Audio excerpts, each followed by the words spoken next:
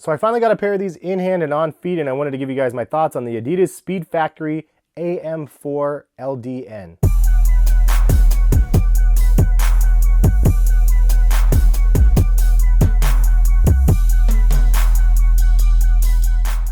What is going on, guys? Hess here, CollectiveKicks.com. If you guys want to shop this week's top sneaker deals, right now you can actually design your own My Adidas Ultra Boost Multicolor 4.0. Hopefully it's still available by the time you guys see this video. And this time around, you don't actually have to use a code to be able to purchase these shoes, which is kind of fun. I already created mine. You guys can go ahead and check the link in the description and create your own if interested. What is going on, guys? Hess here, CollectiveKicks.com. Wanted to bring you guys this video today and show you guys this pair of sneakers right here. We have the AM4LDNs from Adidas, and this is a pair of sneakers that Adidas has released in what they call their SpeedFactory. So you could see the box, just give you guys a look. It's a new box to me. I haven't seen this one.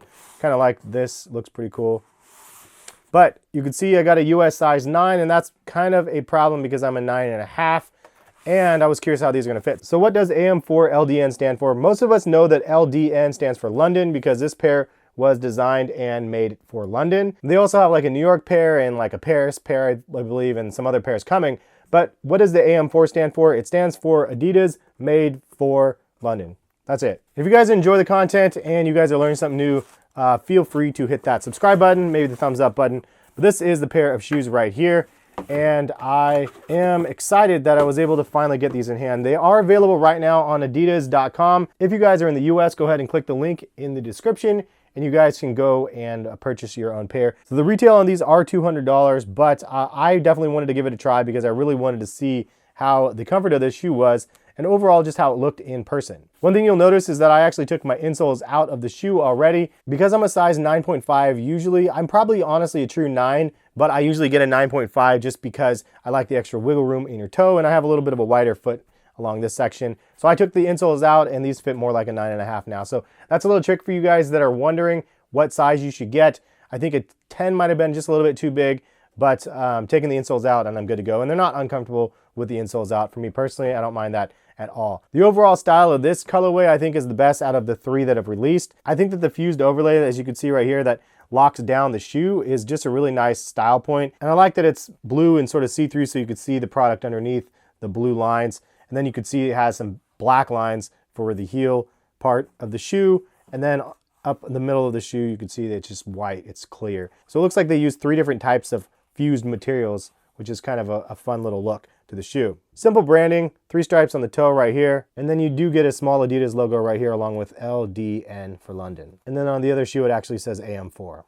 So I know you see the laces as it comes up right here. On the flip side of it, you can see where the laces actually go. Unfortunately though, the laces inside actually stick out a little bit further, and they actually kind of rub a little bit on your feet. If you do plan on wearing these with no socks, then that's gonna rub a little bit right down there. And I know people are like, well, duh, you're not supposed to wear running shoes without socks.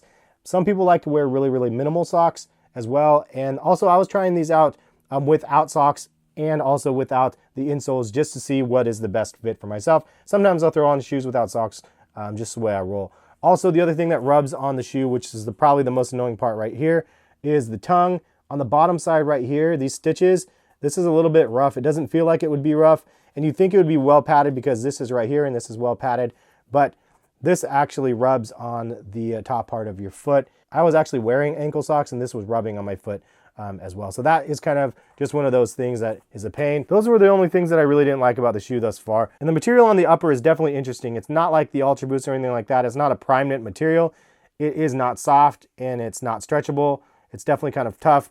And what I found is like even parts like this, the toe guard area, it ends up flexing in like that. You do get some reinforcement underneath here, but it's still kind of hard to take its shape. So the upper materials I don't think are as good as in the Ultra Boost, but I do like the style of the design along the side instead of just using like the Ultra Boost cage. So what makes these things so special and why would somebody pay $200 for these? I think this is a step along the way for Adidas just to be continuing to innovate. So here are a couple words from Adidas just to give you guys some context. Inspired by London, co-created with runners, made for city running. These running shoes were created using insight provided by London athletes and crafted at Adidas' innovative SpeedFactory facility in Germany. Built with boost for an energizing push-off with each foot strike, these feature a foot-hugging knit textile upper. A glue-free assembly delivers a direct feel and distraction-free fit. And the outsole offers enhanced grip on city surfaces. An NFC chip in the tongue is a gateway to a unique digital experience. The Adidas SpeedFactory uses cutting-edge technology to create personalized high-performance footwear. The SpeedFactory patch reinforcement provide upper stability and support where you need it most. Also, they have a floating torsion bar which creates lightweight stability and flexibility. And the fused bonding construction delivers increased comfort and more of a natural ride. That's a lot of words, but at the end of the day, they offer kind of just some new technology. And I like the idea that the boost is actually fused together in a different way with no glue. I don't know how it works, but it obviously fuses really, really well. One other thing to note is the boost is actually different than anything we've seen. This actually has a lot of little micro dots all over the boost material, which is not consistent with the way we've seen boost in the past, especially on the Ultra Boost. It looks like an Ultra Boost midsole, but just so you guys know, it is not. Also, there is a cutout right on the bottom right there, as you can see the torsion bar. So you can see through the light right there is actually the bottom of the shoe. So that's kind of cool. That's kind of cool that it's kind of a floating little midsection of the shoe. Kind of reminds me of the Rocket Boost from back in the day. If you guys want to see an Ultra Boost versus AM4 comparison video, leave a comment in the comment section and give this video a thumbs up, and I will do so in the future. My first thoughts on the shoe though, on feet, they are comfortable, minus the fact that I got the wrong size, and I really wish they would offer half sizes. The fact that they don't make it a little bit more difficult to determine your size, but once I removed the insole, I was just fine with the size 9. The upper doesn't feel as good to me personally, but I like the more stretchable knit upper of the Ultra Boost, just my personal preference on those. Style of the shoe I think look really good, especially this colorway.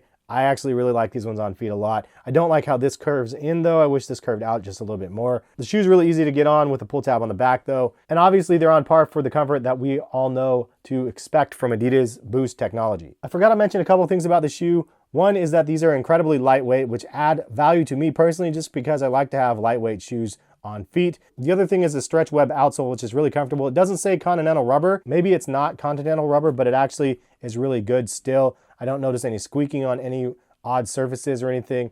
And all in all, the grip is really good. The comfort is really good. Style is really good. All in all, I'd give this shoe probably like an 8 out of 10. And I think it's a great shoe and one that I'm looking forward to wearing during the summertime.